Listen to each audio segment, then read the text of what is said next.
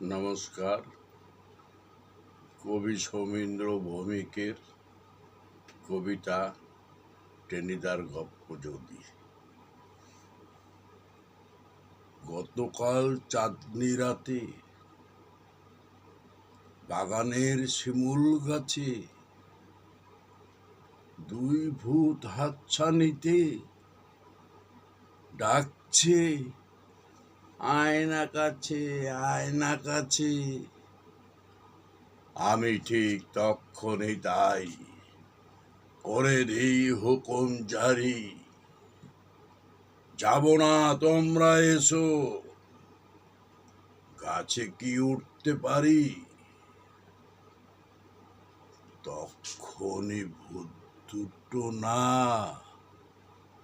হা হা বলল হেসে,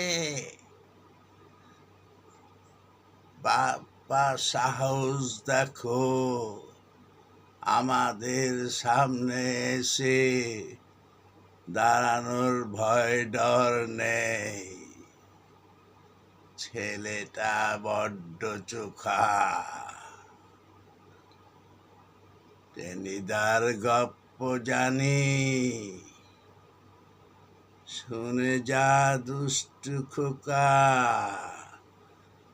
আমি আর দাঁড়াই নাকি, দু পায়ের শক্তি নিয়ে দেই ছুট পেরোই বাগান, থামি সেই পাড়ায় গিয়ে। টেনিদার গপ্প যদি